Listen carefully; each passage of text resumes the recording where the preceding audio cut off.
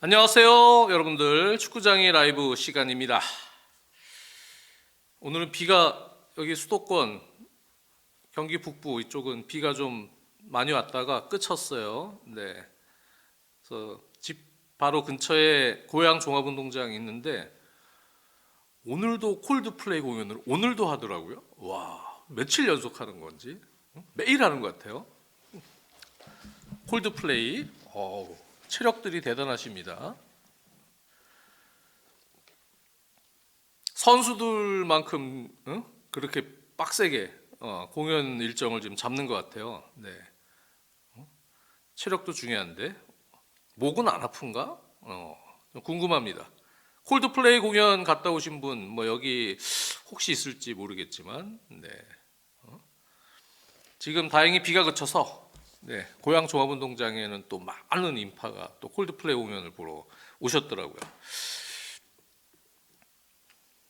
오늘도 네, 양마리님, 또 히스클리프님, 지상님, 김준현님, 장규진님, 씨로드님, 최윤수님 오늘 들어오셨군요. 네, 고최님 뭐 등등, 영석이 형 얼굴톤은 불타는 화라산님 등등 많은 분들이 지금 미리 좀 들어와 계셨습니다.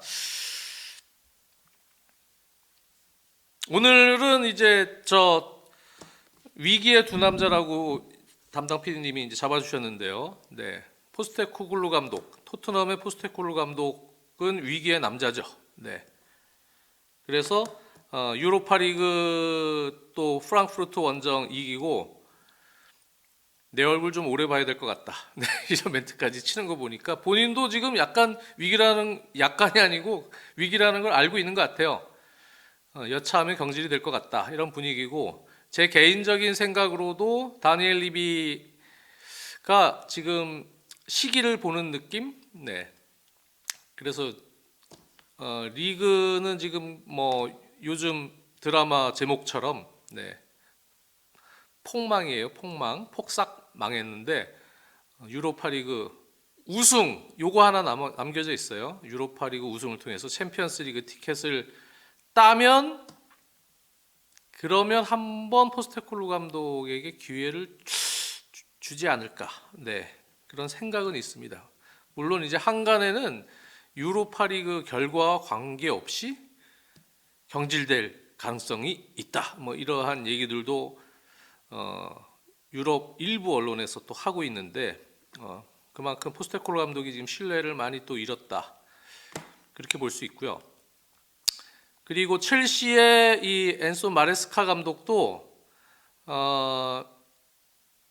리그 시작 전에 기대했던 어떤 기대치가 있지 않습니까? 네, 이 감독의 어떤 스타일에 대해서는 알고 있어요. 레스터 시티 감독 시절부터 보여줬던. 그런데 과연 이제 일부 리그에 와서 이 첼시 같은 팀, 또 첼시 같은 팀은 어린 선수들이 많습니다. 상대적으로.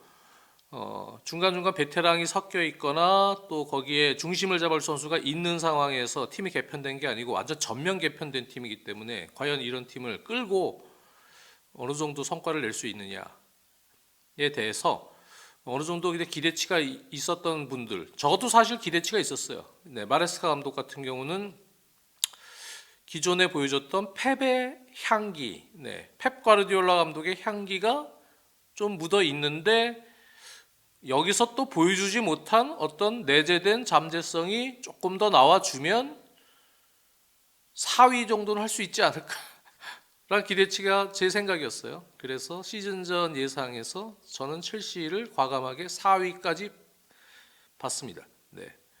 근데 이제 지금 단계에서 특히 후반기에 아주 승률이 또 떨어지는 이 단계에서 요즘에 어떤 전체적으로 게임을 운영하는 능력, 선수들을 통솔하는 능력, 경기 중에 변화를 줄 수 있거나 또 선수들에게 동기부여를 자극시킬 수 있는 그런 경기 내적인 부분, 또 경기 외적인 부분에서의 어떤 컨트롤, 뭐 이런 걸 종합을 해봤을 때 시즌 전에 가지고 있던 기대치에 비해서는 많이 미달. 저는 개인적으로 그렇게 봅니다. 기대치가 있었기 때문에 그것보다는 많이 미달. 이렇기 때문에 조금 고심을 할 것 같습니다. 그래서 올 시즌에도 챔피언스 티켓을 못 단다. 지금 5위까지 주어지는 상황이 돼버렸는데 그렇게 여유가 조금 더 생겼는데도 챔피언스 리그 티켓을 가져가지 못할 경우에 수뇌부들이 조금 고민을 할 것 같습니다. 네.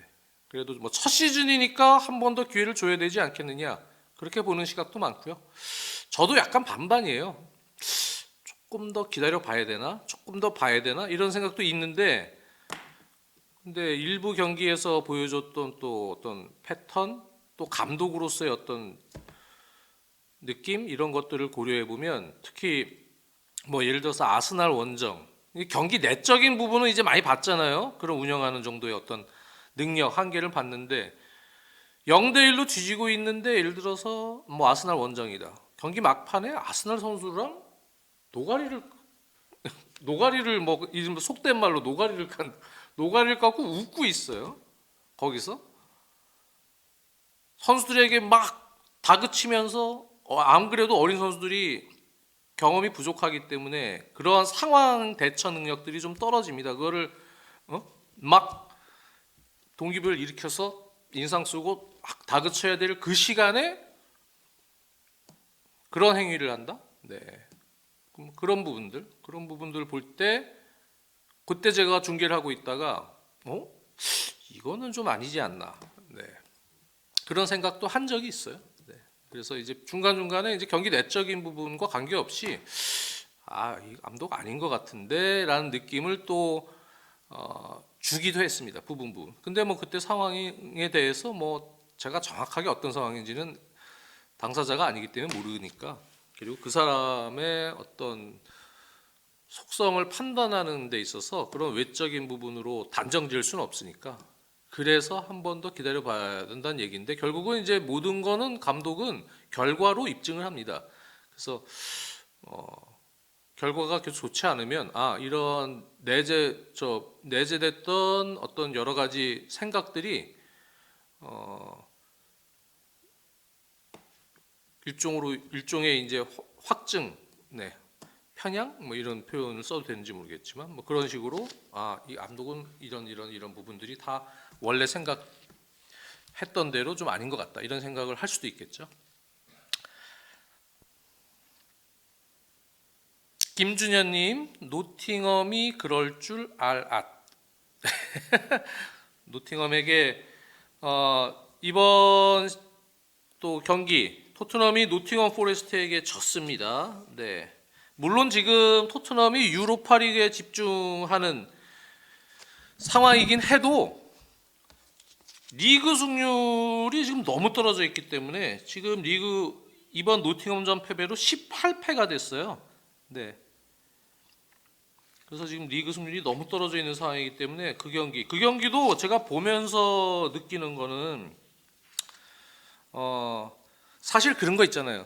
진짜 무서운 팀. 여러분들은 어떻게 생각하세요? 진짜 무서운 팀은 어떤 팀입니까? 네. 제 생각에는 진짜 잘하는 선수들인데 공격진들도 윙포드도 개인 기량이 좋고 진짜 탑 클래스 선수들이고 최전방도 진짜 뭐 득점력이 뛰어난 이런 선수들이 포진된 팀인데 이런 팀이 실리적인 역습 운영을 해요. 네. 이런 팀이 실리적인 역습 운영한다. 수비도 좋은 팀인데 수비진들 능력도 좋은데 이런 팀이 무서운 거예요, 사실은. 스쿼드가 저런데 저런 식으로 축구를 해? 그럼 너무 무서운 거예요. 축구라는 스포츠가 본질적으로 이제 이기는 게 중요하잖아요. 네. 그런 식으로 축구하면 예를 들어서 뭐 레알 마드리드다. 레알 마드리드의 공격진의 폼이 한참 좋고 안첼로티 감독이 뭐 전술적으로 아주 다양하고 또 아주 획기적인 전술을 쓰는 감독은 아니잖아요. 하지만 앞쪽에 있는 선수들 개인 능력들이 워낙 좋잖아요. 네, 비니시우스, 벨링엄, 호드리구, 음바페 뭐 이런 선수들 이런 팀이 역습을 해요. 이거 무서운 거거든요. 이런 게 무서운 거예요. 네. 근데 노팅엄 같은 경우도 이렇게 보면 저도 그 경기에서도 아마 중계 중에도 비슷한 뉘앙스 얘기를 했던 것으로 기억을 하는데 사실 노팅엄의 이 윙어들, 이선 자원들 이 선수들이 저는 그날 선발 출장했던 토트넘의 마티스텔이나 오도베르 같은 아주 젊은 어린 선수들, 또 최전방의 히살리송, 이런 선수들보다 떨어진다고 생각을 안 해요. 네, 개인 능력적으로. 최전방의 크리스 우드가 히살리송보다 떨어지나? 저 그렇게 잘 안 느껴지고요. 엘랑가, 오도이 이런 윙포드들이 지금 그날 이제 선발로 나온 뭐 이런 토트넘 선수들보다 떨어질까? 저는 개인적인 능력이나 여러 가지 부분에서 떨어지지 않다고 봅니다. 경험들도 더 있고. 모건 깁스 화이트 같은 선수, 공격형 미드필더가 토트넘의 공격형 미드필더 롤을 뭐 수행하는 클루셉스키 이런 선수, 성향은 다르지만 떨어질까? 떨어지지 않는다고 봐요. 네. 물론 최종 수비 라인은 뭐 무릴로나 밀렌코비치나 이러한 센터백 라인들이 토트넘도 판더벤 로메로가 워낙 좋은 선수들이기 때문에 뭐 그거는 뭐 비슷하다고 보여집니다. 네. 하지만 뭐 또 포함해서 뭐 허리 라인, 앤더슨 이런 선수들이 떨어지나요? 떨어지지 않는다고 봐요. 근데 이런 팀이 역습 운영을 해요. 네. 노팅엄 누누 감독이 올 시즌 내내 뭐 점유율보다는 효율적인 실리적인 역습 운영을 한단 말이죠. 그러면서 지금 엄청난 성과를 내고 있습니다. 근데 토트넘은 밀고 들어가요. 네. 올 시즌도 그렇고 지난 시즌부터 계속 나타난 문제지만 올 시즌까지 문제가 됐던 부분들을 사실은 일종의 나쁜 버릇이죠. 네, 나쁜 버릇을 고칠 수 있느냐 없느냐를 또 보는 단계이기도 합니다. 토트넘은 지난 시즌에는 그래도 그런 나쁜 버릇이 있음에도 성과를 냈었어요. 그 나쁜 버릇은 뭐냐? 수비 전환 시의 밸런스죠. 네, 토트넘 수비 전환 시의 밸런스가 일단 선수 숫자가 적고 상당히 높은 위험성이 높은 공간을 줄 수밖에 없는 그런 하이 리스크 운영을 하죠. 그렇기 때문에 상대 역습이 좋은 팀들에게 먹잇감이 될 수가 있습니다. 근데 이날도 경기를 보면 물론 이제 일부 선수들을 유로파 대비해서 로테이션을 시켰다고 보여져요. 일부. 브레넌 존슨도 빼고 뭐 솔랑키도 빼고 선발해서 이러면서 일부 선수. 손흥민 선수야 뭐 지금 발 부위의 부상, 그거는 이제 휴식이 필요한 부상이라고 합니다. 그래서 조금 더 휴식을 줘야 회복이 될 수 있는 그런 문제이기 때문에 뭐 어쨌든 빠졌다 치고. 근데 그런 상황에서 글쎄요, 지금 계속 누적된 리그에서 지금 패배들에 대한 어떤 공통점들을 보면 결국은 수비거든요. 네. 수비가 버텨주는 경기는 그래도 골은 넣으니까, 네, 골은 넣어서 이기는데 수비가 무너지는 날은 잡을 수 있는 경기를 놓치는 거예요. 무승부도 아니에요. 그냥 지는 거예요. 수비만 버텨줬으면 그날 경기도 잡을 수 있는데 수비 때문에 무너지는 경우, 그거는 이제 수비 컨셉에 대한 나쁜 버릇을 수정을 할 수 있어야 되는 거고, 감독은 여러 역할을 해야 됩니다. 네, 선수들에게 경기 내적인 부분이나 외적인 부분에 있어서 특히 경기 내적인 부분에 있어서는 다음 경기에 대한 상대에 대한 분석을 통한 게임 플랜을 제시를 해주고 그 방법론을 또 선수들에게 자세하게 제시를 해줄 수 있어야 되고, 그리고 상황에 따라서 그 방법이 잘 먹혀들지 않았을 때 또는 상대가 예상하지 못하는 패턴으로 나왔을 때 바로 변화를 줄 수 있는 두 번째 플랜, 이런 것들도 선수들에게 주지는 시켜놔야 되는 거죠. 네. 그리고 혹시 예상대로 나왔더라도 그렇게 잘 우리가 준비한 대로 안 됐을 때, 또 실점을 먼저 했을 때 그 다음에 대응할 수 있는 그러한 플랜도 선수들에게 주지가 돼야 되고, 그래서 이 팀을 어떻게 해야 이길 수 있는지에 대한 부분을 제시를 해야 됩니다. 어떻게 해야 골을 넣을 수 있을지에 대해서 제시를 하는 게 아니죠. 네, 어떻게 하면 이길 수 있느냐. 그런 이제 이길 수 있느냐에 대한 부분에서 중요한 부분은 득점, 공격도 중요하지만 수비. 네, 수비가 뒷받침되고 있어야 팀 분위기를 그대로 동기부여를 갖고 끌고 갈 수가 있는 겁니다. 근데 지난 시즌부터 누적된 부분, 계속 문제를 제기를 하는데 이 나쁜 버릇, 수비 전환 시의 이 리스크, 나쁜 버릇이 수정이 안 돼요. 고치지 않아요. 그렇기 때문에 고집이 세다는 얘기도 나오는 겁니다. 네. 그리고 경기마다의 어떤 그 플랜을 제시하는 방법, 뭐 여러 가지 멘탈리티를 어떻게 쇄신시키거나 선수들에게 뭐 하는 방법은 제가 라커룸에서 어떻게 잡고 이 선수들을 어떻게 통솔하고 있는지 잘 모르기 때문에 그 부분에 대해서는 제가 뭐 이렇게 얘기하기가 좀 그렇지만 경기 중에 선수들의 어떤 유기적인 포지션 변화나 유기적인 움직임을 통해서 수비를 흔들 수 있는 영역이나 그다음에 지공 상황에서도 어떤 이 팀의 약점을 공략할 수 있는 방법 뭐 여러 부분들을 제시를 하면서 나가는 운영 그리고 잘 그게 안 됐을 때 그다음에 다음 플랜을 어떻게 해야 될 것인가 이런 게 잘 안 보여요. 그냥 처음에 선수들 배치시켜 놓고 똑같습니다. 지난 시즌부터 했던 방식대로 밀고 나가고 그렇게 해. 그냥 쭉 90분 동안 그냥 쭉. 이렇게 되면은 뭐 해설하면서도 그 얘기를 했지만 상대가 준비하기가 이런 팀들은 편합니다. 오늘 두 감독 얘기를 하는 상황이지만 두 팀이 공통점이에요. 준비하기가 워낙 편해요. 상대가. 네. 똑같으니까. 뭐 우리가 게임 하잖아요. 감자, 에서 아기 났다, 잎이 났다, 감자가 쉬어. 뭐 이런 거 하잖아요. 그죠? 이런 거 해봤어요 어렸을 때? 쉬어. 여러 가지 조합이 있을 거 아닙니까? 네. 근데 포스테콜 감독 보면은 맨날 감자 쉬어. 감자 쉬어. 주먹만 내. 두 개다. 주먹만 내는 거야. 네. 이게 패턴이라는 것도 빌드업에 대한 패턴도 마찬가지예요.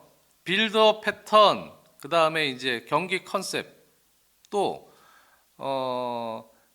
같은 철학을 갖더라도 여러 가지 방식이 있어요. 여러 가지 방식이 있단 말이에요.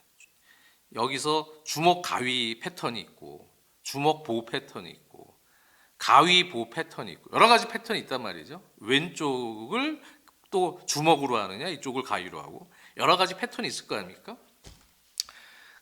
그런 패턴의 변화를 좀 주면서 상대를 혼돈시켜야 되는데 그게 안 보입니다. 네. 주구장창 주먹 이렇게 나가는 거예요. 그럼 상대는 맨날 보만 내면 돼요. 네. 그리고 이 노팅엄전 때도 제가 조금 이거 참 그렇다. 아무리 유로파리그에 집중하고 있다고 해도 리그도 지금 선발로 내세운 선수들로 하여금 게임 플랜을 효율적으로 이길 수 있는 플랜을 제시를 해야 되는데 노팅엄도 사실은 약간 좀 뻔한 패턴이거든요. 스타일 자체가. 이날은 약간의 스타일 자체 변화는 주긴 했어요. 멤버를 변화 주면서 오도이 선수를 오히려 벤치로 내리고 그래도 역습이거든요. 이 팀은. 네. 그러니까 이제 이런 팀들을 대비할 때는 게임 플랜을 짤 때 수비로 전환될 때 많은 기회가 아마 나오진 않을 거예요. 상대 역습이라도. 그래도 거기서 수비 밸런스를 맞춰줄 수 있는 수비 숫자와 위치, 그 다음에 전체적인 컨셉 구조를 그 팀의 공격 성향에 맞춰서 잡아줘야 되는데 없어요. 네. 그러니까 몇 번 공격 안 하는데 거기서 그냥 실점이 되는 거예요. 그런 느낌? 또는 결정적 기회를 주거나 그런 거예요. 근데 이 감독이 그러면 바보냐? 네, 잘 모르느냐? 그건 또 아닌 것 같아요. 네. 올 시즌에 특히 이 선수들로 하여금 그러면 조금 더 실리적인 운영을 못하는 건가? 성향 자체가 이 선수들로는 그냥 공격적으로 나갈 수밖에 없나? 사실 그것도 아닌 것 같아요. 네, 올 시즌 경기들을 쭉 이렇게 돌이켜 보면 지난 시간에도 뭐 일부 분들이 또 얘기를 해주셨지만 제가 이 올 시즌 토트넘 리그 경기 중에 수비 집중력이 제일 좋았던 경기 한 경기를 꼽으라 그러면 브랜트포드전입니다. 브랜트포드 원정이었죠. 2대 0으로 이겼던. 그 경기가 이제 완전히 이제 수비로 잠궈서 선수들이 막판에 계속 밀리는데 수비 집중력이 대단해요. 네. 좋습니다. 그리고 지면은 경질될 것 같았던 지지난 그 유로파리그 2차전 아인트라흐트 프랑크푸르트 원정이었죠. 네. 그 경기도 어떻게 했어요? 스타일 자체를 조금 롱볼을 많이 섞었죠. 더 다른 경기 때보다는 턴오버가 워낙 많이 나오다 보니까 롱볼 많이 섞어서 리스크를 줄이면서 결국은 거기서 이제 메디슨 선수의 헌신하에 키퍼와 부딪히는 상황에서 PK를 얻어냈고 그 한 골, 솔랑키 선수의 페널티킥 한 골을 후반에 지키려고 후반전에 수비 위주로 나왔단 말이에요.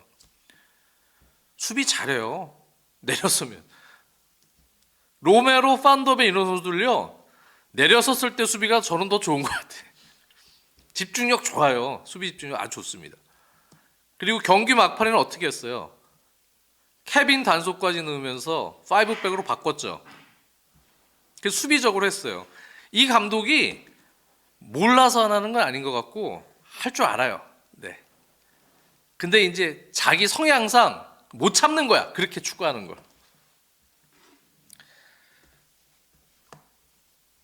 그러니까 이제 어떻게 보면 전략적으로 조금 상대를 잡아먹기 위한 플랜, 상대가 예상하지 못하는 플랜으로 승리를 바라는 이런 운영, 승리, 이기는 경기를 하는 운영을 해야 될 때 해야 될 필요가 있는 경기. 특히 지난 경기도 노팅엄전도 지금 너무 많이 패가 많잖아요. 지금 기록을 다 세우고 있어요. 포스테코글루 감독이. 최악의 기록들. 그런 경기는 이길 수 있는 연습을 해봐야 되거든요. 근데 그 경기도 역시 그러지 못했다. 그러니까 감독이라는 거는 팀을 먼저 생각을 해야 되는 거예요. 자기 자존심, 자기 철학, 그게 우선이 되면 안 되는 거죠. 팀보다 위대한 선수는 없다. 이런 얘기들도 하지만 감독도 마찬가지입니다. 팀을 먼저 생각을 해야 돼요. 어려울 때는 실리적으로 이기는 선택을 할 수 있어야 돼요. 그러려면은 사실은 감독 입장에서 게임 플랜 짜고 그 다음에 뭐 게임 컨셉을 잡는 거, 게임의 방법론을 제시하는 거 다 중요한데 제 생각에는요. 벌써 지금 2시즌째죠. 2시즌째 후반으로 가고 있는데 이 정도면 이제 선수 파악은 됐다고 보여져요. 선수 파악 완전히 된 거예요. 그러면 감독론을 얘기를 할 때 저는 누가 물어보면 그런 얘기 합니다. 좋은 감독이라는 건 어떤 감독인가요? 그런 얘기를 하면은 뭐 무슨 선수들에게 좋은 게임 모델을 제시하고 뭐 여러 가지 또 선수들을 단합시킬 수 있는 경기 내적인 외적인 부분 뭐 그래서 이렇게 뭐 여러 가지 얘기를 할 거 아닙니까? 저는 일단은 그거 전에 이 팀의 현실적인 파악을 하는 게 무엇보다도 중요하다고 봅니다. 이 팀. 지금 선수들의 어떤 성향, 그 다음에 실력, 어떤 이 선수들로 하여금 어떤 정도 축구를 할 수 있는지 그것을 파악하는 게 중요하다고 보여져요. 그래서 무슨 소리지? 그래서 결국은 선수들의 장점을 극대화시켜서 이길 수 있는 경기로 만드는 것이 감독입니다. 네. 그게 감독이에요. 자기가 하고 싶은 축구 있죠. 네. 정말 하고 싶은 축구 있어요. 정말 아기자기하게 딱 빌드업 체계 그 빠른 전환 딱 시켜갖고 상대 진영에서 아주 화려한 부분 전술로 숫자 싸움을 해갖고 거기서 딱 파이널 서드에서 만들어서 딱 골. 그렇게 축구 안 하고 싶은 사람이 어디 있습니까? 감독들이 다 그렇게 하고 싶어해요. 그런데 왜 스타일들이 나오냐? 그 선수 팀 상황을 이제 알아야죠. 이 토트넘 같은 팀은 제가 보면은 패스 횟수를 많이 늘리는 그런 운영을 하기에 그렇게 좋은 팀은 아니에요. 턴오버가 많아요. 현실을 인식하는 게 중요합니다. 네. 근데 이제 포스테콜로 감독은 어떻게 보면은 그것보다는 그냥 본인의 철학의 선수들을 넣고 그냥 밀고 들어가는 그런 느낌인 것 같습니다. 네. 자기 축구만 하는 이러한 스타일 감독. 네. 자기 축구를 잘하면은 돼요. 네. 자기 축구 잘하면 됩니다. 근데 이제 그게 잘 되지 않을 때는 변화를 줄 수도 있어야 돼요. 팀이 어려울 때. 예를 들어서 강원이다. 강원이 올 시즌에는 이제 이탈 선수들도 많고 양민혁도 가고 황문기도 입대하고 뭐 여러 가지 핵심 선수들이 많이 빠졌잖아요. 그런 상황에서 보강은 했지만 감독도 바뀌었어요. 정경호 감독으로 코치에서 이제 승격을 해서 그래갖고 막 하고 싶은 스타일이 있어요. 정경호 감독도 1차 빌드업도 아주 다양하게 뭐 여러 가지 변칙적인 운영을 많이 했었어요. 초반에 심지어는 막 5백인데 인버티드한 뭐 운영을 하는 이러한 식으로도 막 특이한데 물론 전술적으로는 여러 가지 자기가 본인이 하고 싶었던 부분들을 뭐 해서 주도해서 게임을 좀 이끌고 가고 싶은 욕심은 있었을 거예요. 근데 그렇게 하는데 선수들이 기본적으로 패스 횟수가 많아지려면 전체 선수들의 평균 기량이 다 일정 부분 탑 클래스 안에 들어가야 돼요. 바르셀로나나 이런 팀들처럼. 그래서 미스 없이 볼 컨트롤을 딱딱 무슨 게임처럼 딱딱 아주 군더더기 없이 할 줄 알아야 되고 또 움직임도 그렇게 할 줄 아는 그런 게 돼야 되는데 근데 사실은 그게 안 되니까 정경호 감독도 최근 2경기 2연승 했죠. 스타일을 완전히 바꿨어요. 이거 예를 든 겁니다. 그래가지고 외국인 선수 뺐어요. 강투지 빼고는. 강투지는 뺄 수 없는 존재예요. 거의 강원의 에이스예요. 최후방에. 수비. 그 선수 빼고 전방에 이상원하고 파트너로 뭐 가브리엘이나 코바체비치나 이런 선수 다 뺐어요. 선발에서. 누구 넣었어요? 최병찬 이런 선수들. 측면에 구본철, 김경민. 많이 뛰고 빠르게 전환할 수 있는 유형. 압박도 강하게 할 수 있는 유형. 기동력, 투지, 체력 이런 식으로 해서 능동적인 주도하의 축구가 아닌 수동적이지만 실리적인 역습 위주로 가는 거예요. 그래갖고 4-4-2로 놓고 그 다음에는 볼 소유권을 주도 점유율 신경 안 써요. 그 다음부터는 그래서 압박 강하게 정말 뭐처럼 뛴다 그러죠. 뭐 진짜 엄청나게 활동량 가지고 압박하고 끊어서 바로 뭐 김경민의 돌파, 뭐 최병찬 뭐 같이 이런 식으로 해갖고 실리적으로 결과를 낸. 그래서 광주전 잡고 지난 울산 원정 13년 만에 이겼어요. 울산 원정. 네. 본인이 하고 싶은 축구가 있어도 이거를 팀의 상황에 맞게 바꿀 줄 아는 유연성은 무조건 필요한 겁니다. 그래서 감독들은 그 고비를 또 넘기면서 또 본인의 색깔을 다시 서서히 또 입히는 이런 단계에서 게임을 해야죠. 네. 나는 뭐 무슨 김보성입니까? 뭐 감독이? 네. 나는 평생 이거야. 네. 주먹 2개만 낼 거야. 네. 선수들은 계속 바뀌고 팀은 계속 바뀌는데 그렇게 갈 수는 없는 거예요. 그래서 감독의 자리가 사실은 호락호락한 자리가 아닙니다. 그래서 그런 것도 다 이제 감독의 능력을 전적으로 평가하는 데 있어서 중요한 부분이죠.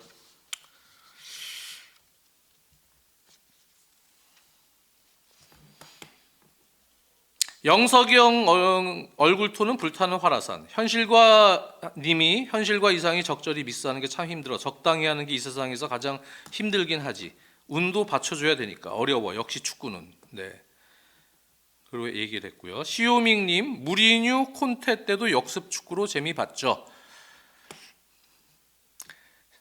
역습에 특화된 팀이죠. 토트넘은. 네. 물론 이제 빠른 전환 뭐 이런 부분들 다 그 현대 축구에서는 매우 중요한데요. 선수들의 능력이 아무래도 지공 상황에서 밀어놓고 숫자 싸움을 하기에는 예를 들어서 이런 경기다. 마티스텔, 오도벨 이런 선수도 아직 어린 선수들입니다. 네, 그렇기 때문에 그런 지공 상황에서 아주 세밀한 방법론을 제시해 주지 않으면 아주 그것도 확실하게 제시해 주지 않으면 이 선수들을 혼자 풀기가 힘들어요.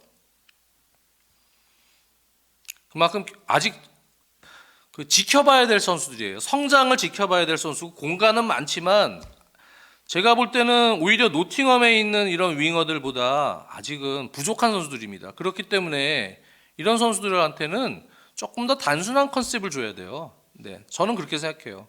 그게 뭔가요?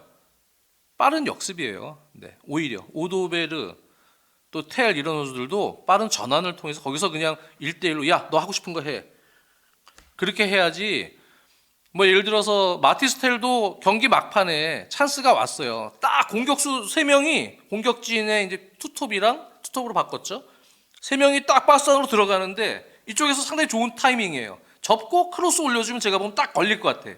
근데 거기서 그냥 슈팅을 뻥 때린단 말이에요. 이게 이제 그 나이 때는 뭐 보여주고 싶은 것도 있고, 네. 그러면서 이제 어떻게 보면은 어린 선수들이 커가는 그런 이제 과정 중에 하나지만 이게 아직은 여물질 않은 거예요. 드리블을 해야 될 때, 또 드리블을 한번 성공했는데 그 다음 드리블 때는 한번 템포를 주고 빠져야 되거나 아니면 거기선 패스 연결을 통해서 뭘 풀어야 되거나 이럴 때를 확실하게 구별할 줄 아는 나이가 아니에요. 마티스텔, 오두베로 제가 보면 다 똑같습니다. 여물지 않은 선수들로 하여금 지공해서 그걸 풀어라? 야, 파이널 서드까지는 들어갔으니까 그 다음은 너네들의 몫이야. 이렇게 던져놓으면 힘들죠. 네. 그렇게 던져놔도 강하게 감독이 세부 전술 방법론을 만들어주고 야 계속 피드백을 하면서 너 이렇게 했어야지 그렇게 해서 만들면 모르겠어요. 근데 그것도 아니에요. 네, 보면 그렇기 때문에 전체적으로는 이 팀이 공격이 좀 안 된다. 네. 수비도 안 된다. 한국의 퍼거스님, 감독도 문제지만 개인적으로는 구단주도 구단의 비전도 따라야 한다 봅니다. 맨유는 뜬금없이 쿠냐 영입을 하겠다니 황당한 뉴스가 나오던데 쿠냐 선수 비판이 아닌 탑급 최전방 영입해서 골을 넣어야 하는데 구단주가 자꾸 애매한 선수 싸게 사서 비싸게 파려는 셀링 클럽의 구단주 만날까 싶습니다. 한국의 포거스님이 토트넘이 약간 이제 구단주의 마인드가 그런 느낌이 있어요. 확실한 선수를 사오는 게 아니고 약간 어정쩡한 선수들을 많이 사와요. 확실히 안 선 선수들. 그러니까 지금 이런 상황이 나오는 거예요. 그 중에 하나 터지면 또 2명 터지고 유스에서 1명 케인 뭐 이런 선수도 갑자기 터지면 그러면 이제 성적을 내는데 그렇지 않으면 이게 거기에 이제 감독발로 실리적으로 그래도 승점을 짜가지고 뭐 이런 감독들 만나면 유로파리그 정도 가는 거예요. 네. 근데 그러지도 못하고 내 축구 밀어붙일 거야. 근데 선수들이 뭔가 전체적으로 다 약간 그런 느낌. 이렇게 같이 겹쳐지면 사실 이런 성적 나온다고 봅니다. 토트넘이. 그렇고요. 어쨌든 유로파리그를 이제 가서 만나는 팀이 노르웨이 팀 보데란 팀이에요. 보데란 팀. 보데란 팀을 아마 슬쩍슬쩍 보셨을 거예요. 이 팀을 제가 이러고 보니까 70년대 말에는 우에파 컵 위너스 컵 예선에 좀 나갔었고요. 그 90년대, 80년대는 없다가 90년대에 우에파컵 몇 차례 나갔더라고요. 근데 요즘 이제 이 팀이 요즘에 강호가 됐어요. 요즘에 리그 우승을 한 시즌인가 빼고 계속 하고 있습니다. 보데, 노르웨이 클럽. 그리고 챔피언스 리그 플레이오프 경험이 요즘 많습니다. 특히 이제 재밌는 제가 이 팀 경기를 하이라이트로만 슬쩍 보고 그 다음에 이제 위키피디아나 이런 데서 이 팀이 전체적으로 과거에 어떤 성과들을 냈는지 이렇게 보는데 이게 홈에서 무지 세더라고요. 그래서 2021-22 시즌은 유로파 컨퍼런스인데 조별리그에서 보데가 홈에서 로마를 6대1로 이겼습니다. 6대1. 네. 그리고 8강에서 또 로마를 또 만났는데, 네, 그때도 홈에서는 또 로마에게 2대1로 이겼어요. 원정에서 계속 지는데. 네. 그래서 결국은 원정에서는 근데 0대4로 대패를 하면서 탈락을 했습니다. 그리고 2022-23 시즌, 이때부터는 이제 우에파 챔피언스 리그 플레이오프까지는 가요. 네. 예선 단계를 거쳐서 플레이오프까지 가는데 플레이오프에서 좀 아깝게 떨어지는 경우가 많더라고요. 그래서 22-23 시즌은 챔피언스 플레이오프 디나모 자그레브에게 합계 스코어 도합 2대4로 졌고, 올 시즌은 챔피언스 플레이오프 레드스타 아시죠? 찌베즈다입니다. 네. 찌베드자에게 도합 2대3으로 졌는데 이때도 홈에서는 2대1로 이겼어요. 황인범, 서령우 이렇게 뛰던 팀이죠. 황인범 선수는 지금 거의 떠났지만 팀을. 이 팀은 홈에서 무지 셉니다. 올 시즌에도 저 레드스타 고전했던 얘기고. 그리고 올 시즌 그 이후에 유로파 컨퍼런스로 와서 16강에서 올림피아코스요. 네. 올림피아코스는 그리스 리그 최고의 명문 클럽이자 최고의 인기 클럽, 국민 클럽입니다. 올림피아코스를 도합 스코어 4대2로 꺾었습니다. 홈에서 3대0으로 이겼어요. 올림피아코스를. 그리고 8강에서는 라치오와랑 이제 승부차이까지 갔는데 홈에선 라치오에게도 2대0으로 이겼어요. 홈에서 매우 강합니다. 그래서 보니까 여기가 홈이 이제 전체적으로 이 환경 자체가 많이 다르더라고요. 상당히 노르웨이에서도 좀 북쪽에 위치한 이런 도시다 보니까 큰 도시는 아니지만 어쨌든 환경 자체가 선수들이 이동해서 그 경기장에서 조금 추운 날씨 속에서 또 인조잔디를 쓴다 그래요. 네, 이 팀이 그러다 보니까 인조잔디에 적응을 좀 못하고 무너지는 경우가 너무 많은 거예요. 그래서 토트넘이 지금 같은 경기 운영을 해서는 요즘에 이 팀이 강팀들하고의 경기 때 경쟁력을 고려하거나 조직력을 고려해 볼 때 쉽지 않다. 리버풀 이번 리버풀 원정 갔다가 포스테코글루 감독의 이제 그 생사가 걸려 있는 보대전을 치러야 되는데 쉽지 않습니다. 토트넘이 근데 홈 경기가 1차전이에요. 홈 경기, 원정을 2차전으로 갑니다. 그렇기 때문에 리버풀 원정 치르고 그 다음에 이제 보대랑 홈 경기를 치러야 됩니다. 준결승 1차전. 그 경기를 제가 볼 때는 3골차 정도 이상으로는 이겨놔야 될 것 같아요. 그 경기 타이밍에 맞춰서 손흥민 선수를 지금 준비시키고 있는 느낌입니다. 네. 그래서 리버풀 원정 때 혹시 라인업에 든다면 교체로 감각을 다시 조금 올려놓고 그리고 나서 보대전 이때 아마 보는 것 같아요. 그래서 그때 홈 경기 때 3골 차 이상으로 이겨놔야 원정 가서 어떻게 될지 모르니까 원정 가면 지금 다른 팀들이 다 에이 그래도 보대인데 이러다가 다 가서 다 털려버렸거든요. 그러니까 지금 안 그래도 포스테코글루 감독의 어떤 색깔 자체가 이 팀의 조직력 또 빠른 전환에 오히려 무너질 수도 있는 성향을 가지고 있기 때문에 홈 경기를 일단 확실하게 선제골 넣고 조금 다득점으로 이겨놔야 2차전이 좀 안심이 되는 아마 그런 상황이 아닌가 싶어요. 네. 시간이 많이 갔네요. 7시 얘기해야 되는데. 네. 레리꼬님이 홈에서 무승부하면 가망이 없다. 네. 시로드님 보대가 홈에서 무지 강하다. 네. 이 팀이 뭐 제가 이렇게 보니까 이렇게 이름 유명한 선수는 많지 않아요. 네. 하우게 같은 선수들은 제가 알고 있는데 나머지 노르웨이 선수들은 이제 모르는 선수들도 많고요. 하우게 네. 아시죠? AC 밀란 뭐 이런 데 갔다가 또 아인트라트 프랑크푸르트도 갔다가 성공하지 못했죠. 그리고 나서 이제 자국 리그 보대에 가서 우승을 지금 하고 있습니다. 이 감독도 능력이 좋은 것 같고 감독 크누트센 감독이에요.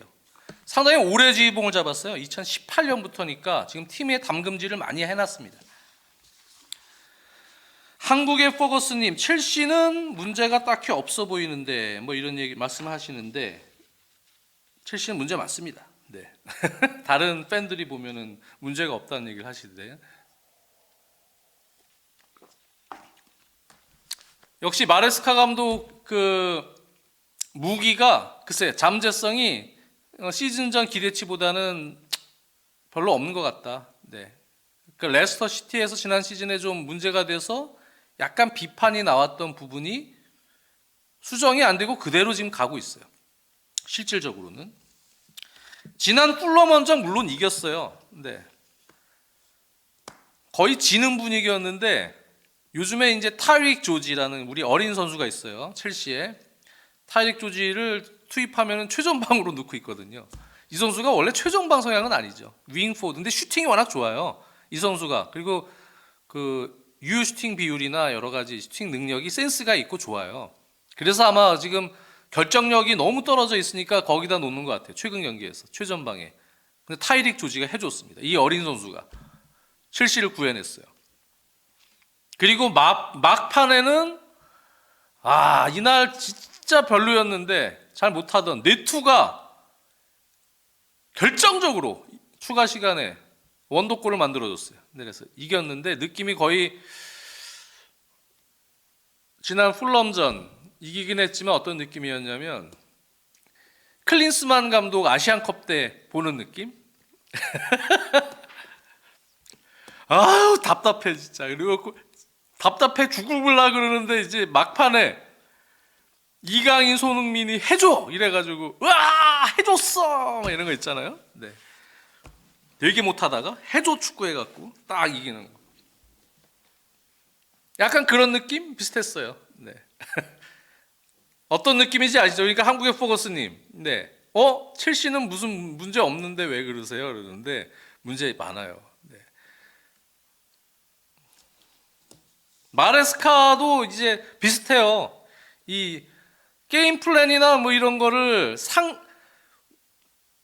포스테코글루 감독도 약간 비슷해요. 보면 느낌이.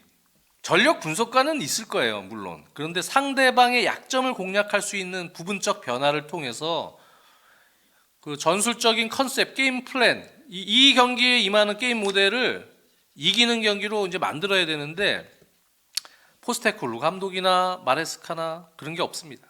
그냥 자기 축구예요. 인버티드 그냥 하나. 이쪽 인버티드 가끔 이쪽 인버티드 가끔. 간혹 비대치. 일부 경기 있었습니다만. 네. 그냥 자신의 어떤 틀에 상대 팀을 분석해서 그 약점을 공략하기 위한 변화를 통한 어떤 전술 변화, 부분적 변화 이런 게 별로 없어요. 선수 배치나 그런 것만으로 변화를 주거나 해도 그게 좀 나와야 되는데 그런 게 별로 없습니다. 그냥 자기 무슨 주형 틀이 있나 봐요. 거기 딱 놓고 그리고 선수 껴맞히고 이 선수 이렇게 했다 마음에 안 들면 이렇게 빼고 다른 선수 거기다 넣고 그냥 그런 식이에요. 아주 정형화된 축구하고 있습니다. 네. 그리고 이 팀도 제가 보면 패스 횟수를 많이 늘려서 그렇게 빌드업 축구, 땅 따먹기로 파이널 서드 작업을 하는 이런 유형의 축구로 가고 있는데 근데 그 패턴이 워낙 단순하다 보니까 펩 가르디올라 감독 영향을 받긴 했는데 펩 가르디올라 감독은 상대가 이제 준비해서 압박 시스템을 들고 나오니까 매 경기마다 이렇게 막 계속 바꾸거든요. 여러 가지 패턴으로. 근데 이 감독은 그런 것도 별로 없어요. 그러니까 상대가 준비한 대로 그냥 압박 당해요. 그런 압박 당하는데 가만히 그냥 프리한 상황에서는 패스를 잘하던 선수들이 그런 압박 당할 때 결국 실력들이 나옵니다. 압박 당할 때 이걸 풀어서 또 그 상황에서도 오프더볼 움직임이나 좋은 패스를 연결해서 그걸 풀 수 있느냐. 그때 실력이 나오는 건데 첼시 선수들 보면 산체스 키퍼부터 코릴, 토신, 마찬가지예요. 바디아실, 다 마찬가지예요. 센터백들이 패스 미스 많아요. 첼시.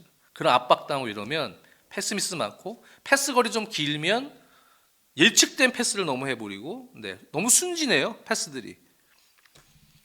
이런 팀을 상대로 이런 팀을 가지고 감독이 현실적 파악을 좀 못하고 그냥 계속 밀고 가다 보면은 문제들이 많이 발생을 해요. 산체스 키퍼도 결정적인 패스 미스가 워낙 많고요. 선방도 리그에서 제일 많은 선수예요. 선방률도 최고인데 잘 맞기도 해요. 근데 이렇게 미스도 제일 많은 선수입니다. 네, 산체스 키퍼는요. 결국은 그런 식으로 하다 보니까 어떻게 돼요? 선수들이 겁을 먹어요. 전방으로 패스를 못 넣어요. 오프더볼 움직임 가져가는 뭐 이런 빌드업. 그러다 보니까 어떻게 해요? 자꾸 책임 회피성 패스를 한단 말이에요. 첼시는. 압박 들어오면.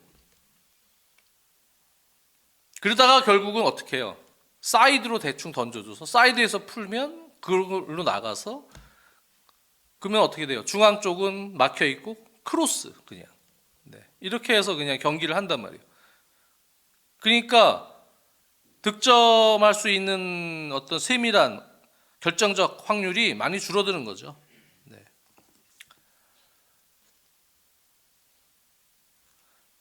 그래서 과연 첼시가 지금 이런 이 선수들의 성향, 이 선수들이 그렇다고 해서 뭐 경험이 많아서 그런 부분들을 중간중간에 뭐 컨트롤할 수 있느냐? 그것도 아닌 것 같고,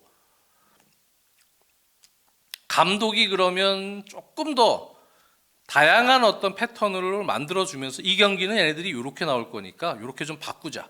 변화를 줘서 얘네들 골탕 먹이자. 그렇게 해갖고 선수들한테 확실한 또 방법론을 제시를 해서 그렇게 푸는 것도 아니고, 네.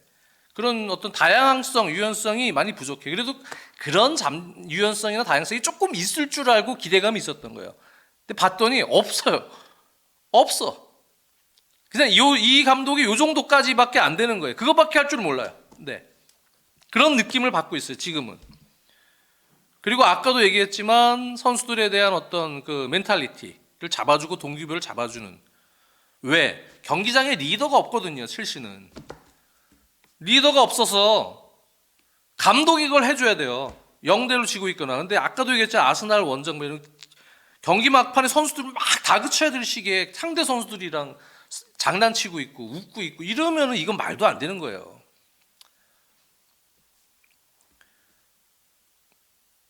절실함이 있어야 돼요. 이기려고 하는 절실함이 감독 사이에서 나와줘야 이런 팀들은 선수들이 자극을 받고 합니다. 다 어린 선수들이기 때문에 그렇게 빡세게 이렇게 해줘야 돼요.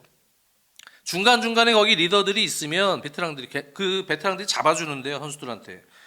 그게 없어요. 감독이 잡아야 되는데 감독도 가만히 있어요. 네. 이런 상황이면 이건 좀 문제가 되는 거예요. 네. 그리고 요즘에는 또 문제가 뭐예요? 그래도 그 상황에서도 콜 파머나 이런 선수들이 해줬잖아요. 잭슨도 골을 좀 넣었던 시기가 있고, 근데 이 선수들이 지금 골을 못 넣고 있잖아요. 오랜 기간. 그렇죠? 파머도 지금 골 못 넣은 지 상당히 오래됐습니다. 경기의 영향력은 많이 발휘를 하는데 그런 게 좀 문제가 있고, 또 선수들이 역할에 대해서 조금 더 장점을 좀 잘 살릴 수 있는 어떤 운영, 콜 파머를 비롯해서 이런 선수를 장점을 잘 살려주느냐, 지금 위치상으로도 그렇고 이 선수를 약간 오른쪽 약간 후방으로 내려서 빌드업에 관여시켜주거나 뒷공간을 바로 다이렉트하게 찔러주는 왼발을 활용한 킥을 넣어주게 하거나, 항상 시야가 이쪽 왼발 각도로 열려있는 성향의 플레이를 하는 선수이기 때문에 그런 장점을 좀 살려줄 필요가 있는데 그것도 아니고 왼쪽으로도 기용을 하고 이러다 보니까 좀 답답한 느낌이 많이 돌고, 또 엔소 선수를 올리면서 활용을 하는데 그러다 보니까 비대칭 운영에서 비대칭이 아니고 인버티드 운영에서 측면 풀백을 중앙 미드필더화 시키는데 과연 귀스토가 됐던 이런 선수들이 중앙 미드필더로서의 자질이 있는가? 내가 보면 아니에요. 그냥 차라리 윙어들 혼자 고립돼서 너 1대1 해봐, 거기서 크로스 올려, 이렇게 지금 만들고 있는데 그냥 클래식하게 차라리 그냥 윙어들 도와주는 오버랩을 시키는 게 더 맞습니다. 그런 선수들은요. 근데 그것도 아니고 여러 가지로 선수들의 장점을 그나마 또 죽이는 운영들이 가끔 나오고 있어요. 마레스카가. 그것도 좀 문제가 되고 있습니다. 그리고 이제 다이렉트한 공격을 조금 더, 왜 그런가 하면 첼시의 선수들 솔직히 공간이 있어야 좀 뛰는 선수들이에요. 네. 이날도 선발로 나왔던 뭐 마두에케, 네투 이런 선수들이요. 지공에서 밀어붙여서 거기서 부분 전술을 수행하고 영리하게 센스 있게 움직여줘서 오프더볼 움직임을 만든다거나 또는 동료와 연계플레이를 하고 이런 유형들이 아니란 말이에요. 잭슨 마찬가지예요. 공간이 있어야 장점이 나오는 선수들입니다. 근데 과연 그렇게 좀 잘 활용이 되는가? 아니에요. 네. 오히려 축구는 밑에서 이게 느낌이 뭐냐? 빌드업을 위한 빌드업을 해요. 이 감독이 보면 효율적으로 공격을 해서 골을 넣기 위한 빌드업이 아니고 빌드업을 위한 빌드업. 나 이거 빌드업 준비했으니까 이렇게 가야 돼. 그러면 망하는 거예요. 근데 이 감독이 지금 그래요. 그래놓고 경기 템포가 늦어지고 결국은 공간이 없는 상황에서 좁은 공간에서의 그냥 개인 전술에 의존하는 마두에케나 이런 선수들을 어떻게 의존해서 크로스 올려서 뭐 해결하려고 하는 이런 운영이에요. 그러지 말고 뭔가 상대가 라인을 조금 더 끌고 오는 뭐 이런 흐름이나 이럴 때 잭슨이나 이런 선수들 공간으로 네투 이런 선수들도 스피드를 활용한 공간 활용 그냥 냅다 달리는 거. 마레스카도 상대방 수비가 뒷걸음질 칠 때 드리블을 할 때 장점이 나오는 선수거든요. 그렇게 만들어줘야지 이게 좀 공격이 더 잘 다이나믹하게 풀릴 수 있어요. 저는 그렇게 봅니다. 그렇기 때문에 마레스카의 어떤 능력에 대해서는 지금은 처음에 이제 데려올 때 예를 들어서 이 감독의 능력치를 100으로 봤다. 그리고 플러스 100 플러스 잠재성 한 120까지는 한번 기대를 하고 왔다. 뭐 이런 상황이라고 생각한다면 지금은 일부 리그에 와서 어려운 이 팀의 여건, 어렵다기보다는 이제 선수들의 어떤 경험이나 이런 부분들이 좀 적고 이런 팀들을 통솔할 수 있는 노하우들이 또 필요한데 그런 것까지 고려할 때는 플러스 옵션은 지금 전혀 없고 오히려 원래 생각했던 능력치보다도 약간 떨어져 있는 정도 수준으로 평가가 지금 된다는 얘기예요. 그렇기 때문에 올 시즌에 챔피언스 리그 티켓을 지금 못 따면 지금 챔피언스 리그 티켓 따기가 되게 힘들어요. 첼시가 일정을 보면 남은 일정이 제가 보면 확실하게 이길 수 있는 팀이 별로 안 보여요.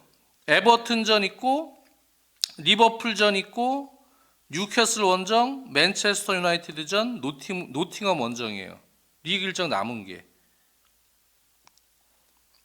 한 경기도 사실은 확신이 드는 경기가 없습니다. 맨유 있어요? 그래서 이번에 챔피언스 티켓 싸움이 지금 빡센데 챔피언스 티켓을 못 따면 이거는 조금 제 생각에 결단을 내려야 될 것 같아요. 네.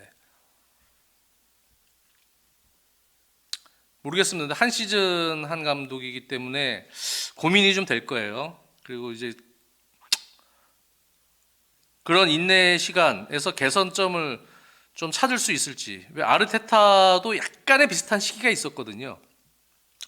그러다가 그 인내가 결국은 지금의 어떤 성과를 만들어냈는데 과연 마레스카도 그런 잠재성을 보여줄 시기가 이제 탁 나오게 수 있겠느냐. 네. 그런 문제입니다. 물론 첼시도 유로파 컨퍼런스 4강에 올라갔어요. 근데 지금 유로파 컨퍼런스 중요한 게 아니에요. 첼시는 챔피언스 리그 티켓, 리그가 더 중요합니다. 네. 스웨덴 팀 듀르가르덴 만납니다. 네. 유로파 컨퍼런스는 이제 그거 우승하면은 이제 트로피는 다 따는 거예요. 첼시는 다 우승해봤거든요. 다 해봤어요. 우승 못 해본 게 뭐 있어요? 리그 우승, FA컵, 리그컵, 커뮤니티 실드. 그다음에 유럽 대항전, 챔피언스 리그, 우에파 커비너스컵, 유로파 리그 다 해봤죠. 슈퍼컵, 클럽 월드컵 우승 다 해봤어요. 유로파 컨퍼런스 못 해봤어. 네, 요거 한번 따야 되나? 네, 첼시 무슨 포켓몬 카드 모으는 것도 아니고 팀이 그렇지 않습니까? 다양한 클럽들 이렇게 모으는 재미입니까? 네. 어쨌든 그렇습니다. 스웨덴의 듀루가르덴을 상대를 합니다. 듀루가르덴은 무조건 이겨야 돼요. 이런 팀들. 선수빨로 이겨야 되는 팀입니다. 이 팀이 2시즌 연속 스웨덴 리그 4위 하는 팀인데요. 4위 듀루가르덴. 물론 이제 뭐 얕잡아 보면 안 되지만 제가 볼 때 아까 보데 있잖아요. 보데. 유로파리그에서 토트넘과 만나는 보데보다 제가 보면은 센 팀이 아니에요. YMJ님, 첼시가 유로파 컨퍼런스 우승하면 세계대회 우승컵이는 최초의 팀이 되는. 아마 첼시가 모든 대회 다 우승 트로피를 갖는 최초의 팀 되지 않을까요? 또 있나? 없을 것 같은데. 네. 홍명보님, 첼시가 보대보다 첼시가 약하다는 얘기가 아니고 듀루가르덴 상대하는 듀루가르덴이 스웨덴 팀인데 이 팀이 현재 전력은 물론 두 리그가 다 지금 이제 춘추제예요. 그래갖고 날씨가 추운 지역이라 그래서 지금 리그 시작한 지 얼마 안 됐지만 지난 2시즌 듀루가르덴이 리그 4위였어요 연속으로. 근데 보데는 지금 노르웨이 클럽 최강팀이에요. 그리고 이 팀이 전력이 더 괜찮아요. 듀루가르덴보다 괜찮다는 얘기예요. 네. 첼시 챔피언스 리그 갈 수 있을까요? 네. 에버튼전이 일단 고비입니다. 네. 그리고 리버풀전 때는 리버풀이 아마 리그 우승 확정 지어놓고 경기를 할 수도 있기 때문에 그때 리버풀이 좀 뭔가 실험 스쿼드를 한번 가져오기를 바랄 뿐입니다. 네. 그리고 이제 제일 빡센 경기 뉴캐슬 원정. 와, 이 경기가 이제 생사를 건 혈투가 되겠죠. 그리고 퍼거슨님이 이 팀은 승점 가져가세요라고 하는 맨체스터 유나이티드전. 네. 승점을 주시면 감사하겠지만 네, 쉽진 않을 겁니다. 그리고 마지막이 또 노팅엄 원정인데 노팅엄이 또 이때 챔피언스리그 티켓 싸움 막판 마지막 승부를 할 가능성이 있기 때문에 그 리버풀 원정, 노팅엄 원정 이 두 경기가 제일 승점 6점짜리 경기죠. 두 경기가 다 근데 원정 경기네요.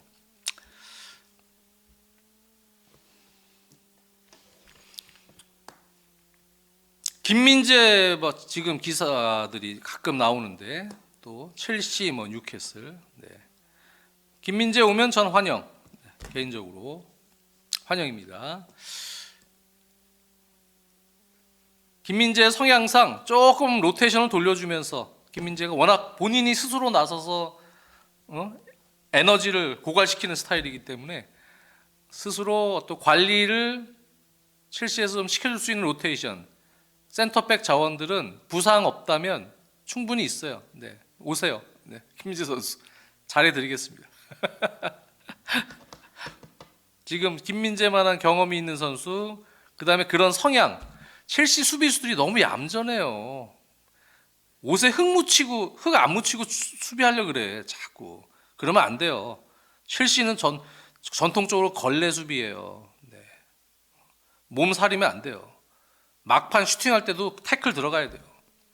설사 간혹 PK가 나오더라도 몸 던질 줄 알아야 돼요. 근데 지금 보면 너무 얌전해 수비수들이. 네.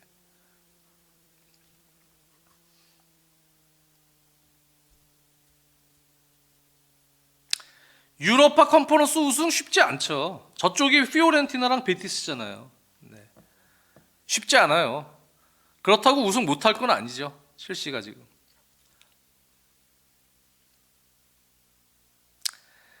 YWC님, 김민재도 첼시 갔으면 좋겠음. 독일 언론 때문에 미넨에서 망한 줄 알고 저평가하는 사람들이 많아서 피해를 지금.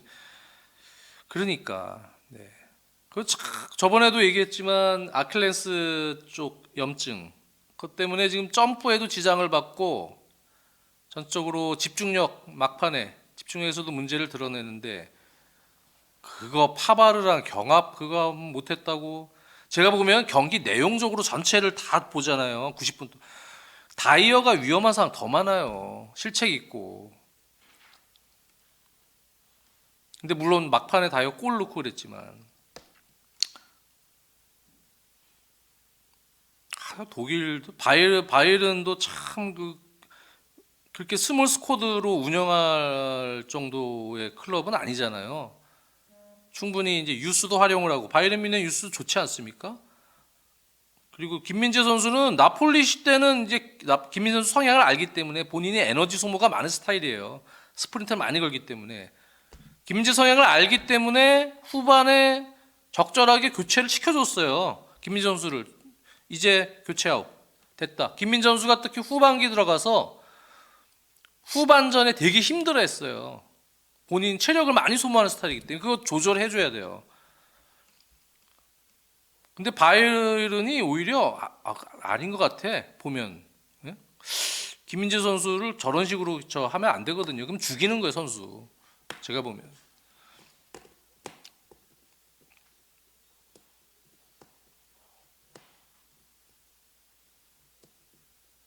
이또 이로키는 뭐 계속 부상 때문에 고생이 많았고 물론 부상자가 많았기 때문에 바이에른 뮌헨이 이해는 합니다만 그럼에도 조절해줘야 돼요. 김민재 같은 성향은 조금 특이한 성향이에요. 센터백 중에서도 좀 다른 성향이에요. 이런 선수들은 장점을 경기에 극대화시켜 줄 수 있게끔 조정을 좀 시켜줘야 되는 스타일이에요. 마치 이제 중간에 부스터 장착돼 있는 그 차랑 비슷해요. 중간에 부스터 걸고 싶을 때 부스터 걸고 뭐 하고 뭐 하지만 그만큼 어떻게 보면 특이한 성향이에요. 네. 일반적인 선수가 아니에요. 그렇게 해서 그런 관리를 잘 해줘야 돼요. 그런 차량 관리를 잘 해줘야 되듯이 정말 필요할 때에서 딱 이 선수를 집중적으로 딱 활용시키고 또 약간의 이 선수에 대한 어떤 그 충전 이런 것들은 적절하게 알아서 해줘야 돼요. 그거를 구단에서 강제로 이렇게 해줘야 돼요. 김민재 선수한테 알아서 쉬고 싶으면 쉬어 이러면 쉬겠습니까? 김민재 같은 선수가 성향상 쉬지 않아요. 그냥 뛴다 그러는 성향이지. 네.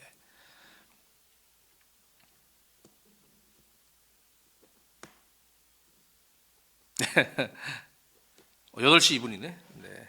1시간이 지났습니다. 여러분들 오늘도 주절주절 함축된 얘기를 짧은 시간 안에 뭐 하는 방법도 있지만 또 이런 프로그램 이런 코너는 뭐 그냥 틀어놓고 딴 일 하면서 이러고 들으시라고 지금 이렇게 1시간짜리로 항상 하고 있습니다. 오늘도 1시간 또 즐거운 시간 되셨기를 바라면서 다음 시간에 또 뵙겠습니다. 항상 여러분들 건강하시고요. 안녕.